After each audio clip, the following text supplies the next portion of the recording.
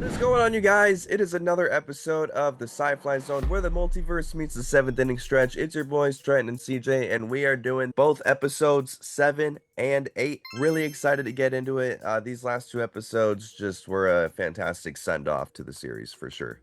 Yeah, I completely agree. I feel like every episode they've just been building and building with what they've done previously, and they've done a really good job at like building up to a crescendo. And we really got to see that in these last two episodes, and it really sets up some exciting stuff for the future for Wonder Man. So I'm looking forward to seeing what else we see him in the future. Yeah, me too. He's definitely going to be a big player in the future, and he does have rumors to be in Doomsday, like we were predicting and hoping as well, so let's hope he's there. But yeah, let's get into episodes 7 and 8. We open to young Simon and Eric being dropped off at school, and Simon's dad notices that he just does not want to get out of the car, dealing with the bullies, and his dad was just like, "Ooh, that is a tough cough you have there." Even though he's totally fine. And I love his dad for being like, "Hey, you know what? You're sick today. You don't need to go to school." Yeah, that was really sweet. That was a good moment between them. Usually it's the kid trying to pretend that they're sick so they can get out of going to school. It's usually not the parent telling the kid, you're going to pretend to be sick so we can go hang out and have a boys' day. But yeah, this was really nice. I liked all the scenes that we got with him and his dad. We didn't get a lot of them, but every time that he was on screen, I liked him more and more. Yeah, me too, for real. I mean, he was probably one of the best father figures that a kid could ask for, and it just sucks that Simon, of all people, lost someone like that so early in his life. Yeah, it really is like a pivotal relationship in his life, even though it was cut short.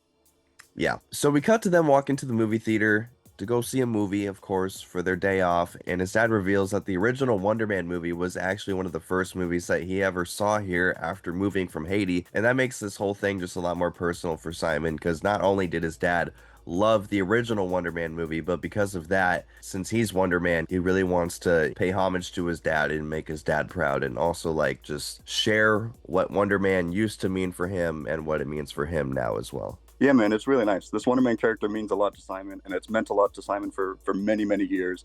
I mean, he's basically like a second generation Wonder Man fan, and it clearly means a lot to both of them. So, yeah, I love the relationship that he has with this character.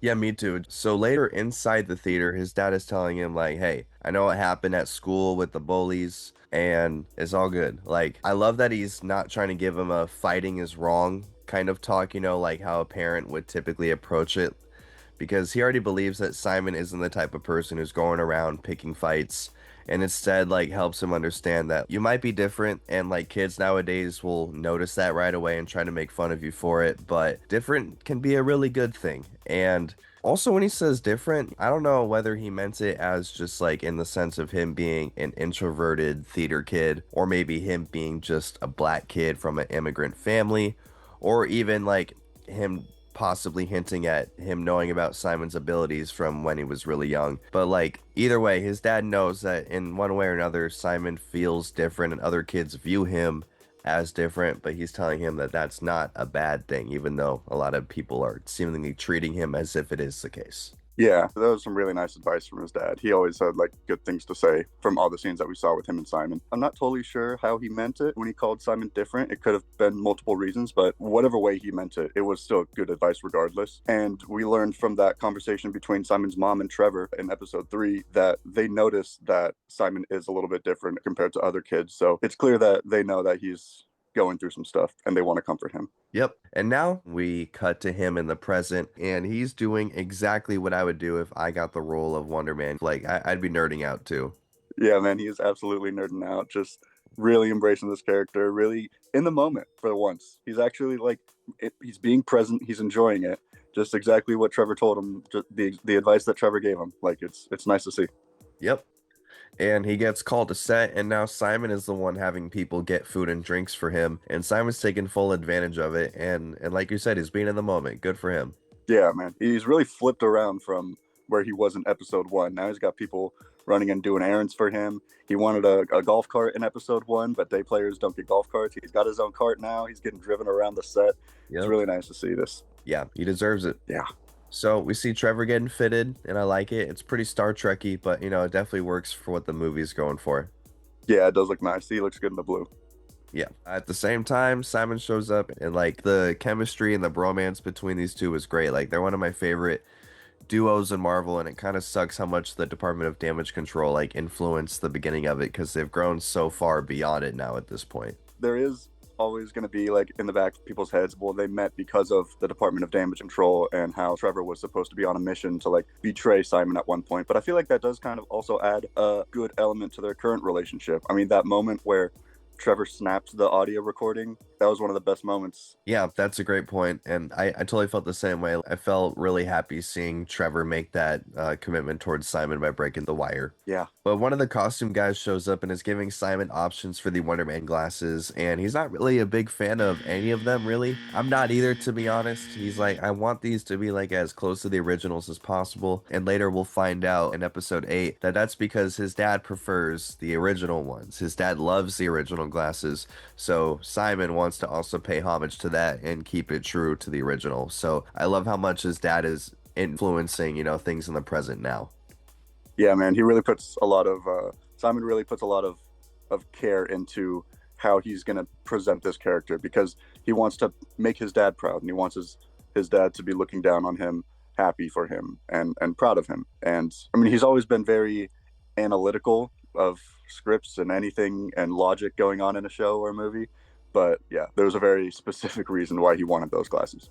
Yeah. So after he leaves, one of the PAs comes up to Simon and he asks her about a line of dialogue that he wanted to change. And immediately I was like, great, Simon's already trying to change and control the production again. So I was worried that he was going to do it to the point of how he did it on American Horror Story. But luckily that didn't happen because after Simon starts not exactly offering solutions, only like emphasizing the issue, Trevor's super clutch, being a experienced actor and offers a great alternative for it. And once again, just Trevor being super clutch, good friend, acting coach.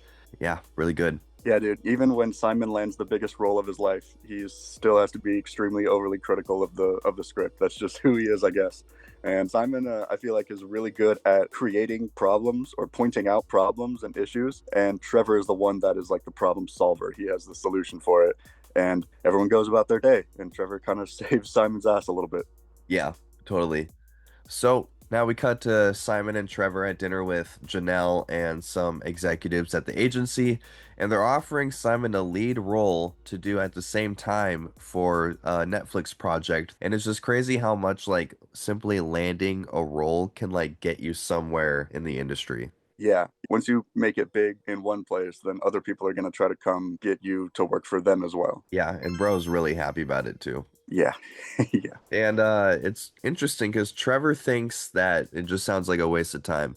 And Simon should do more theater because it fits better with the art and craft of acting. And none of the team likes this, obviously, because they want to make their bag, they want to get their money. And one of the guys is even like, "Hey, why is Trevor here? Hey, how about F you, guy? Why are you here?" Yeah, once again, Simon taking Trevor places because he's his friend and people around him are questioning him and asking him why are you here, just like Simon's brother Eric was asking him, why are you here at my mom's birthday party. I like this scene because it shows sort of the differences between Simon and Trevor's perspective on it and the businessmen's perspective. Obviously the business company men are going to want to have Simon do a Netflix show because that's what's going to make them the most money, but Trevor suggests, hey, maybe you do a play or something because that's more in line with your acting and what you want, because they just care about the craft more than the money. It's not about the money. They really love acting and doing what they do. I mean, we've seen them nerding out about movie scenes in the past. Like, it's just what they love. Yeah, totally. So, since that's how they feel, they're like, okay, let's just put a pin in the Netflix show. We got to talk about Kathy Friedman. Uh-oh.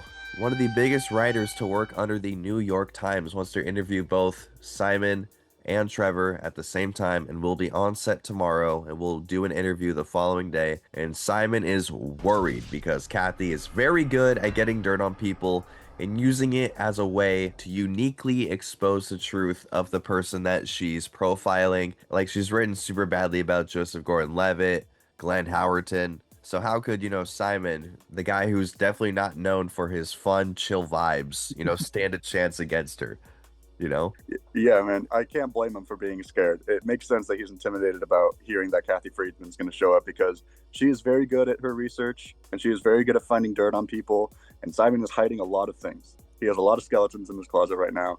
And if any of that comes out, it could change the course of his life forever. Yeah. So Trevor offers some very good advice saying, well, how about use their names while you're talking to them? Ask them about themselves. And Simon's like, that bullshit actually works. Like, no wonder you're not known for your fun, chill vibes, man. Yeah, I don't. I wouldn't say it's bullshit to use people's names and ask them about themselves, personally. But maybe if that's how Simon feels, I guess he is sort of jaded by the way that he's been treated by his family, and like, I mean, we saw his cousins talking trash directly to his face because they didn't think he spoke Haitian Creole, and like very openly saying that they prefer his brother over him. So like, I can understand why he wouldn't really want to be asking other people about themselves. Yeah, man. Like, Simon hasn't really had a lot of good interpersonal experiences in his life. So, Trevor, someone who talking to people comes very naturally to him. Obviously, like, he would be like, yeah, that works. And it makes sense why Simon would think the opposite. Yeah, yeah. Even though they do get along very well and have a lot of similarities, there are definitely still a lot of things that make them different from one another. Oh, yeah. So now it's the next day, and Simon is switching it up. And he's initially really nice, very sweet towards Kathy, but she's like, hey, appreciate it, but act like I'm a ghost. I'm not here. And since he has to pretend, I mean, he starts switching up immediately even harder. He doesn't let the PAs get stuff for him. He'd rather do it himself. It's an opportunity for him to talk to the rest of the crew. He's asking another PA about her Jeep Wrangler and how the tires work. And like these are conversations I know he would never ever have under normal circumstances. So it's just hilarious to like force himself into this situation. Yeah, man. Kathy Friedman is trying to learn about who Simon Williams is as a person, and his move is to play a character and be someone completely different. And it's just him getting defensive again and trying to keep his secrets, which I understand. But yeah, he will never have these conversations, and he has never had these conversations because all the PAs that he's talking to seem pretty surprised as well about the way that he's acting. Like one of them is like shocked that he even knows his name. I mean, I get it. Simon's not, like he said it himself, he's not a fun loving social guy, so it makes sense why he wouldn't be going around talking to all the people on set. Yeah, after Trevor gets here, he doesn't know that he has to act like Kathy isn't there. So when Simon's like, hey, you have to ignore her, he's like, oh, where'd she go? That was so funny. I love Trevor. He's so good at going with the flow and just doing what he needs to do, you know? Yeah, very good, very good. So now we cut to the end of the day and they're like, yeah, that's just another normal day on set. Pretty good. Kathy's like, yeah, so Simon, who should I talk to for the profile? He's like, preferably no one. I am not on a lot of people's good lists right now. And she's like, well, I've spoke to your ex-girlfriend. And she's like, oh, no, not good. And he's like, okay, nope, don't talk to anyone else. You've spoken to too many people already. Yeah, this is not good news for Simon. He is very worried about what his ex could have said about him because she does know a lot about him. I mean, she knows him probably better than anybody does. Yeah, 100%. And because of that, he wants to talk to her and find out if she said anything interesting. So they meet up at a bar later and she sits down and gets water, no alcohol. So this is going to be a very cordial chat. Yeah, she wants to be very focused and deliberate with what she wants to say here. No funny games. Yeah, and he's like, "How you doing? I just wanted to catch up because we haven't talked since you moved out." And she's like, "You're sure this isn't about the Kathy Friedman profile?" Like, Yeah. oh, Yeah. yeah. Yeah, she clocked it right away. She knew. She knew once he asked her to meet up that it was going to be about Kathy Friedman. Don't even pretend like it's not, Simon. Yeah, but at least he acknowledged it, but he was like, "Well, we can still catch up, even though I do want to talk about that." And then he later finds out that she was going to leave LA, but then she didn't because she booked a role on the next season of Severance. So that's pretty sick, very awesome for her. And initially he's like, "Really? Oh, wait, no. I mean, good for you. Yeah." He's like, what? You got another role? It's like Simon has a tendency to speak before he thinks about what he's going to say. Yeah. Yeah. And Simon is like really trying to do his best to like be interactive in the conversation and like not just talk about himself, but as soon as Vivian mentions her costume fitting, it's just, I mean, Simon goes into nerd land and flexing about how much money and time and energy is being spent on his costume and all that stuff. And Vivian's like, great, you're just talking about yourself again. Fantastic. Awesome. Yeah, yeah. Almost like not a lot has changed with this relationship. I get Simon's excitement of wanting to talk about his Wonder Man character and everything, but I feel like there's a time and a place for it, you know? Yeah, exactly. So Simon realized how much he was talking about himself. He's like, damn, okay, you know what? I can be a bit self-centered. Relationships are hard for me. I'm working on it, trying to be more open. And after Simon takes a bit of accountability, Vivian opens up a bit more about the Kathy Friedman thing and says, hey, I only said good things. I didn't tell her about your secret. And he's like, what secret? I don't know what you're talking about. And she's like, it's cool. I know you're a soup. It's all cool. I didn't tell her, but I kind of wish you told me at some point because then we would have gotten closer because of it, but you never did. So, peace. Yeah, this is a pretty big reveal. Turns out she actually does know that he has superpowers. Guess it makes sense. They lived together for probably a long time, and maybe even if she didn't see it directly, maybe she felt her desk shaking from the other room with if he's getting upset or something. It would be hard for him to hide it for that whole time. But yeah, it's nice of her that she didn't tell her anything about that, and that she's sticking up for him and still has his best interest in mind and wants to support him. You know.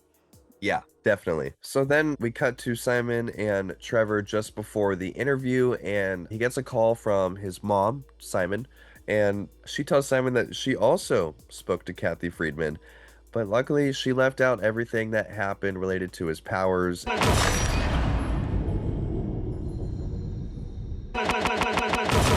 So his mom is very dope for that. But before the call ends, she also reveals that Eric spoke to Kathy,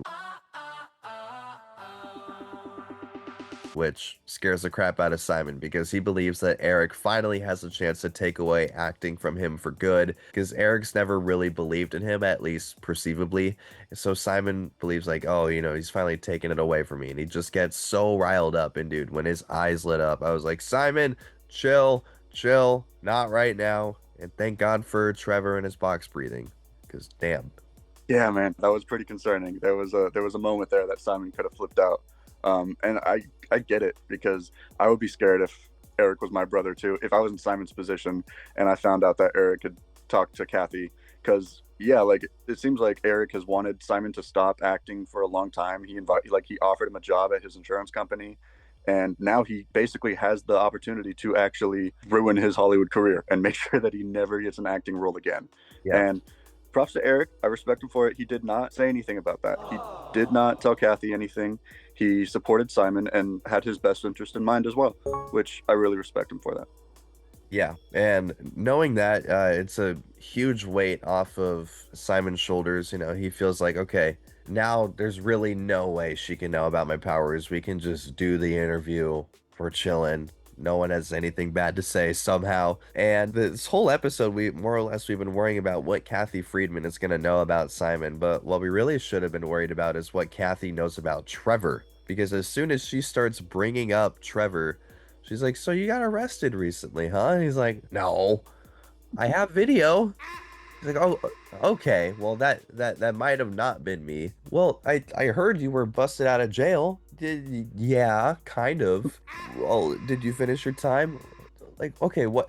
Shut up. Why are you bringing this up? And then she asked him, did you make a deal with the government? He's like, no, I didn't make a deal. I'm out of here. And the facade's gone. He can't lie anymore. It's fully gone. It's all the way gone. Simon is getting more and more concerned as Kathy goes on, and understandably so because he's finally starting to put the pieces together. Man, this episode was put together so, and I know we're not done with it yet, but so far this episode has been put together so well where we think that Simon is extremely worried about what Kathy Friedman is going to say or no, and we get several instances of people close to Simon's life who know about his powers telling us, I didn't tell her anything. She doesn't know. You're totally in the clear. She doesn't know anything. All to come find out that she knows more about Trevor, and that is the big reveal, and that is how eventually Simon learns about Trevor's past. It was just done very well. Yeah. So Simon finds Trevor cooped up in the trailer. He's like, "All right, just tell me the truth, man. What's going on?" Trevor spills the beans, and dude, just seeing both Trevor's and Simon's face throughout this whole exchange was just so heartbreaking to watch, and like just watching seemingly the end of this friendship at this point, and possibly Simon's career as Wonder Man was just so hard to watch. And Simon just gets so upset to the point where his anger causes him to just let out a huge blast of ionic energy, just completely wiping out and destroying the Wonder Man set. And man, he is just one powerful guy. Damn. He is extremely powerful. It is very, very impressive. Although he doesn't have total control over his powers yet, you could still see the potential of what he could do in the future. Um, and that this was such it was such a that was such a tough scene to watch, man. It was one of the saddest scenes of the whole series. I feel like. I mean, Yeah. they've been building up to this. We knew eventually Simon would have to find out one way or another. We've been saying the whole time it better be Trevor. Simon or Trevor has to be the one to tell Simon about everything going on. Yeah. And he was the one to tell Simon about everything going on. But that doesn't make it any easier because Simon still learns that while they've built this friendship, the foundation of the relationship is a lie. So it really hurts Simon. He was like the one guy that Simon could trust in Trevor, and he was lied to. It's just really really sad, man. I feel bad for Simon. Me too. Seemingly his only friend betrayed him. Yeah, really tough. Yep. So that is the end of episode 7. Now let's move on to episode 8. So we open with young Simon and his dad walking out of the same movie theater that they saw the original Wonder Man in. They're getting burgers after the movie and they're talking about the movie together. And we see the exact moment that we discovered that Simon's dad loved the original Wonder Man glasses, which is why we mentioned before that Simon was so picky about getting the right ones because they have to be the right ones that his dad loved. Just love that we get to see that moment. Yeah, that was a really nice moment that showing that like every little piece of the costume has meaning to Simon, and like the little details mean a lot to him. Yeah. And we find out that Simon's dad really was the first one to truly believe in Simon's acting ability and tells him how much he's capable of being successful in the future. Yeah, man, his dad was like his biggest supporter for him, and it was really sweet. This is probably one of my favorite scenes of the whole series, at least the back half of it, because his dad's like, Simon, you did really well in that play, and Simon's like, Dad, it's a school play, it doesn't really mean anything, and his dad's like, no, you are really talented, you have a gift, and you can do whatever you want as long as you work hard towards it. If you work hard, then you can fulfill your dreams, and that's exactly what's happening to Simon right now. He's been working really hard, and now he's fulfilling his dream of playing Wonder Man. Yep. Although currently in present time, he doesn't really think he's going to be playing Wonder Man right now because he just blew up the set, sadly. And the song that cues when we come back to present time, California by Phantom Planet, I mean, what an immensely genius song to play for the start of this episode. I mean, it was like a happy but melancholic feel at the same time. And like certain lyrics in the song just like mirrored like moments of what Simon was feeling. And just like hats off to the team making the show. And also just the song's called California, shows in California. So come on.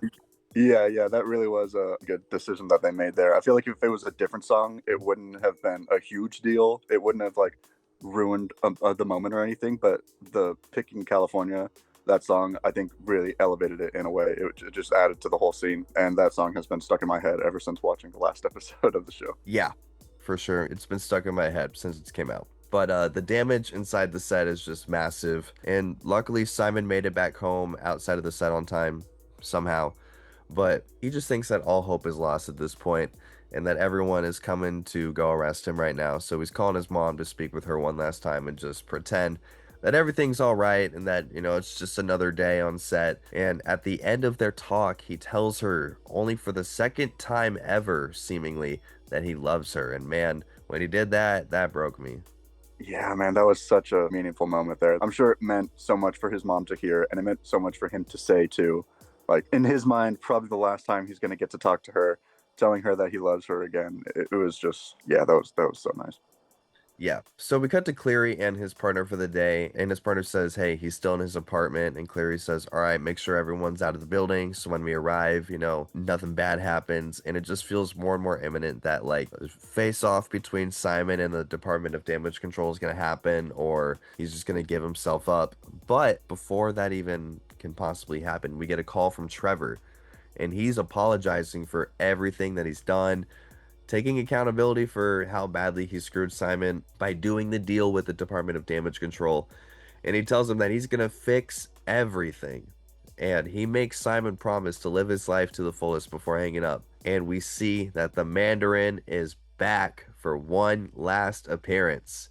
He has taken accountability for the bombing on the set of Wonder Man and fully relieved Simon of the responsibility for it, allowing him to get the chance to live his dream. And we see that at the same time, Clary and his partner were actually heading to Trevor's apartment the whole time, not Simon, and they arrest Trevor. Very, very clever. Yeah, man, this was incredible. This was such a great moment.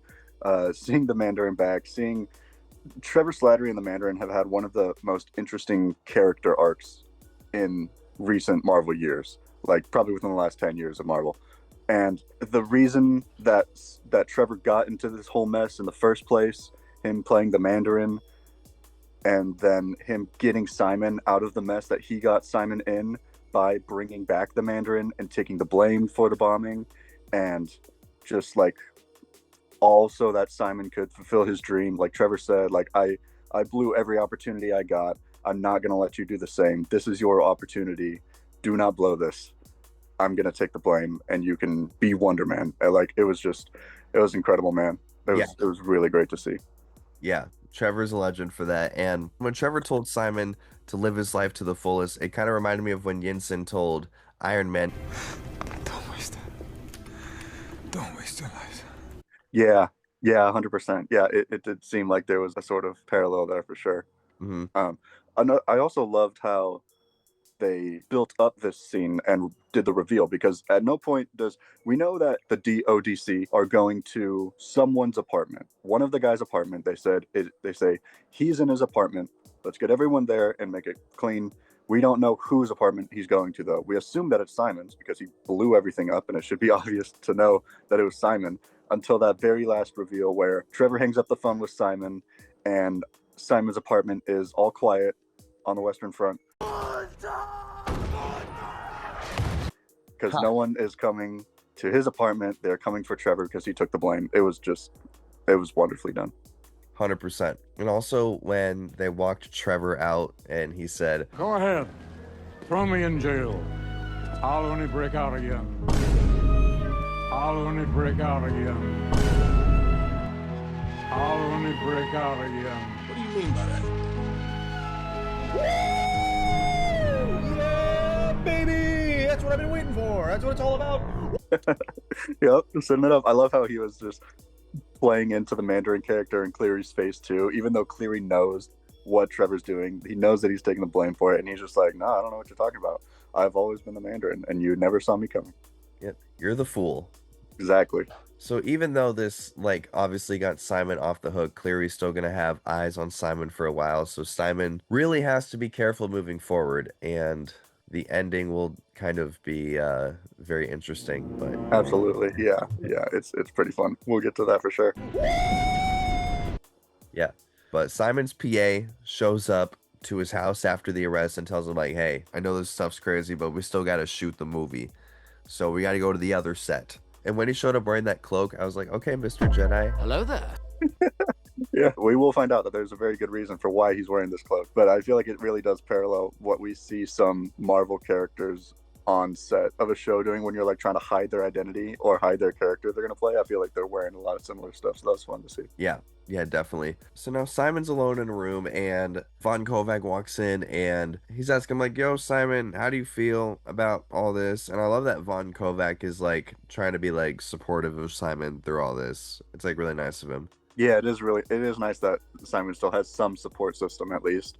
And it makes sense because Von Kovac doesn't want Simon to be playing a Wonder Man character when he's worried about all this other stuff in his life, you know? Yeah, 100%. So since they wanted to shoot the scene today, trying not to just miss the whole day. Kovac is giving Simon the context of the scene that they're shooting, and the situation of the scene mirrors the situation between Simon and Trevor in real life really well. Yeah, man, I feel like we've been saying it throughout the whole show. The script ties so well together with Simon and Trevor's relationship.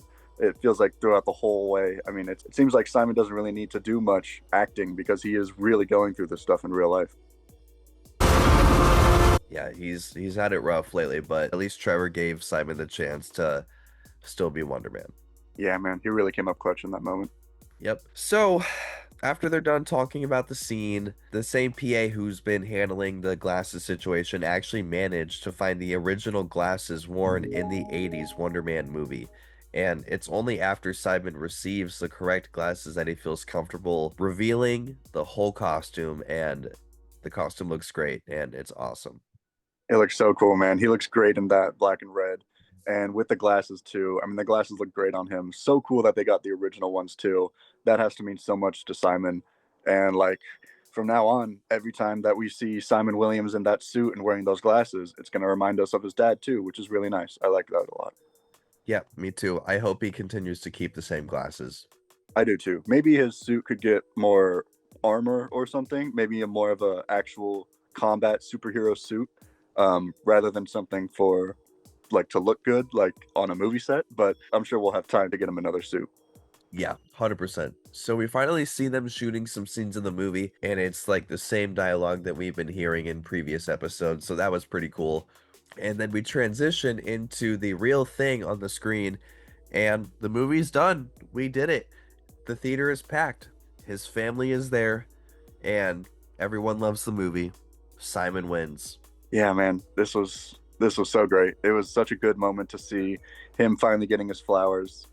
Seeing his mom and his brother there too, watching it. His brother getting emotional, seeing him on screen, and then trying to hide it when Simon notices. Like everything that Simon's been working towards has culminated to this moment, and I love that his loved ones were there to get to see it as well. Same. And I can't believe Joey Pants replaced Trevor He again. took his role one more time. He couldn't help himself, man. He's just the permanent Trevor Slattery substitute. Yeah, 100%. So, movie's over. After the movie, Vaughn's like, I never do sequels, but if I were to do one, we should talk about it. I was like, yeah, we're getting a sequel, baby. Yeah, man. Avengers Doomsday doesn't destroy planet Earth. Yeah, hopefully. Yeah, as long as everything isn't ruined in the next couple months. Yeah, man. I would love a sequel to Wonder Man. I mean, I know they're talking about it like in the show, in character, but I feel like there's a little bit of that, like, hey, should we do a season 2? Let us know. Yeah, you should. You should do a season 2. 100%. 100%. And Simon meets up with his brother after the movie, and his brother's proud of him. Really good moment. You know, Simon finally gets the validation that he wants from his brother. Yeah, man, this was really sweet. The relationship that they displayed throughout the show between those two was a really interesting relationship. And I know we never got the Grim Reaper as he plays in the comics, but I think it probably would have been a lot going on there. It would have been tough to fit that in. But I really like what we got between them. And, you know, it starts off with some turmoil. They have their issues, but they also are able to bond in some ways, like with their dad's phrase for his food in episode 3 as well. And so to see his brother now be able to tell his brother, like, yeah, the movie was good. You were great. Like, that was really nice. Yeah, I totally agree. So Simon's finally made it. You know, the fans are screaming his name. And Janelle asks him how he feels, and he says, you know what, I'm just doing my best to enjoy it. You know, finally taking a page out of Trevor's book. And then, speaking of Trevor, he actually asks her about Trevor, and she says he's in a black box, the type of place that you can never get out of. Is that a challenge? He's like, yeah, maybe you can't get out of it. I could probably find a way though. Yep, but she says, hey, you can now choose your own project now since Wonder Man is all done. So what do you want to do? So now he reveals that he's thinking about doing a role as a small town guy living in the desert with another big director, but it has to be discreet, under the radar. Simon doesn't want any attention. And initially, I was really happy to see Marvel going out of their way to show us some real life stuff, you know, body pains, medical bills, doing tedious things. You know, this show is just great. Yeah, that was a really good element to add to the show as well. We saw the Hollywood aspect of it. We saw the superhero aspect of it. And so now to see like the small town blue collar, I think that's blue collar, going through the daily struggle of being human, like that was a really nice touch to add. Totally agree. So since Simon is playing this guy, he wants to know every aspect of his life, including his work. So he's like, "Hey, when do I get to go to work with you?" And he's like, "Well, how about tomorrow?" He's like, "Okay, where do you work?" "The Department of Damage Control." Oh. Ooh. So it turns out Simon has actually been trying to go undercover this whole time into the Department of Damage Control so that he can break into their Supermax prison under a fake name as a trainee so that he could go in and break Trevor out of the prison. And oh my gosh, the music that plays when his powers initiates, peaceful melodic acoustic guitar. Simon no longer needs his like anger and chaos to channel his energy. He's got control and he flies out, and all we see is Cleary looking out, wondering what the hell happened. That's the Yeah, end of the episode. yeah, man. And that's the end of the show. The the end of season 1 of Wonder Man. Absolutely incredible. Love this show. Love that ending. The reveal that they were driving up to the DODC like prison was awesome. I'm like, oh my god, we're gonna do this. We're actually gonna do this, and then we actually do this. Like, it was so cool. Trevor's reaction to seeing Simon there was really sweet. He never expected to see him again. He thought that he was doing this good deed, and then he was just gonna go away forever and be alone. And so to see Simon there, to see his at this point his best friend, likely, like these guys mean so much to each other, and it was so cool to see how this relationship played out, and it's so cool to see Simon using his powers in that way. Like you said, it was tranquility. He seemed calm. He didn't need to use his aggression or anger or anxiety to use his powers. He can just fly away now, and it's so cool, dude. I love this show overall so much. There's so much to love about this show. Everything from like Simon's personal life, his relationship with Trevor, his relationship with his powers, and how he contains them over the course of the series. I mean, the Doorman episode was incredible. Like, there's so much to love about this show, and I expected to like the show. I didn't really know what was going to happen going into it. We didn't have much context, but I expected to like it. I didn't expect to love it though, and I absolutely loved this show. It's one of my favorite Marvel shows that they've ever released. Just such a cool character, such a cool story, and I can't wait to see what Simon does next. Yeah, same dude. I was really, really, really happy with the show. Like, same. I didn't exactly know what to expect going into it, but they really did the character justice, and I'm really glad that they focused on a lot of character work as well. It was really, really nice to see, as compared to like a lot of action, which the action was still nice, but I liked all the character stuff. And I was also just happy to see that Cleary thought he saw Simon, but he couldn't really do anything and he didn't know for sure. And also Simon paid off the family anonymously that helped him get in, so they're going to keep their mouth shut. So that was nice of him because that guy definitely needed to retire and now he can. Yeah, that was really nice of Simon. That was great of him. Like, those medical bills are stacking up for sure. If you live in America, you know how medical bills can get. So yeah, that was really sweet of Simon. He's just a really good guy. He wants to spread happiness and love. And yeah, seeing Cleary drive past him was so funny because he could have sworn that it was him, but he couldn't do anything or say anything about it in the moment. That was so funny. Yeah. And Clary also reveals that his powers are confirmed to be ionic based. So he's super powerful and they might want to use him as an asset in the future. So that's really interesting because they've been wanting to detain him the whole time. But now, because they know of his powers, they might change their mind. Although him breaking Trevor out of prison might change things. Yeah, maybe he might just put another target on his back.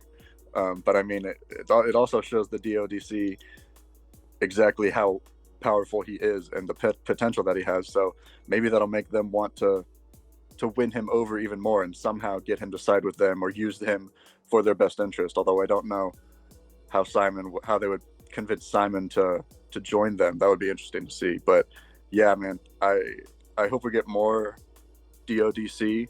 I really like Agent Cleary a lot. Yeah. I'm sure his story is going to continue, and so will Simon's. Yeah, I definitely want more Cleary. He's so hilarious. He's so great, man. I love him.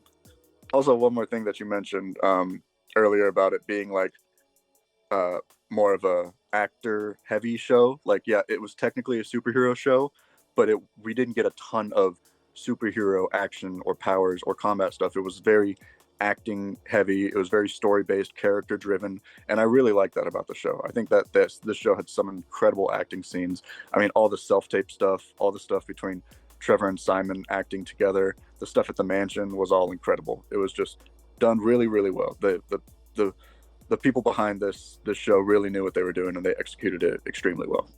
Yeah, like a lot of thought went to every single decision, and I love that.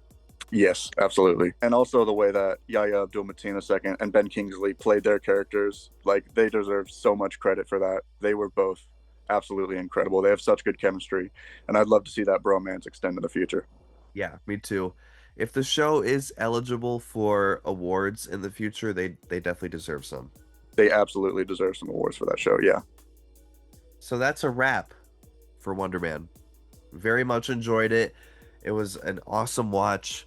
Please stop releasing shows all at the same time.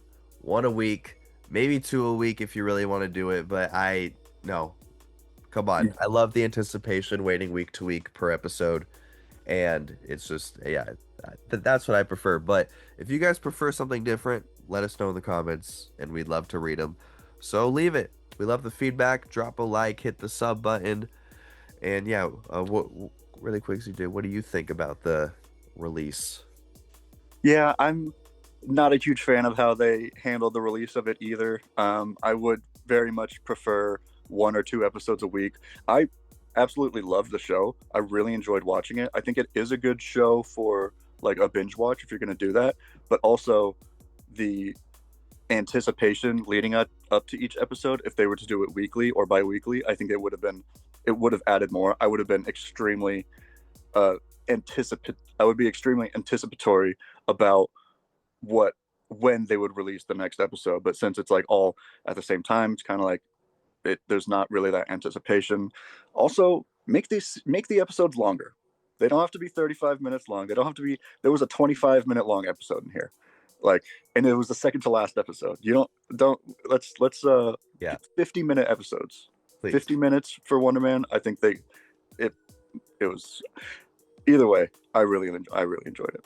Yeah, me too. So, if you made it this far, thank you so much for watching, and we hope to see you on the next episode. Peace. Have a good one.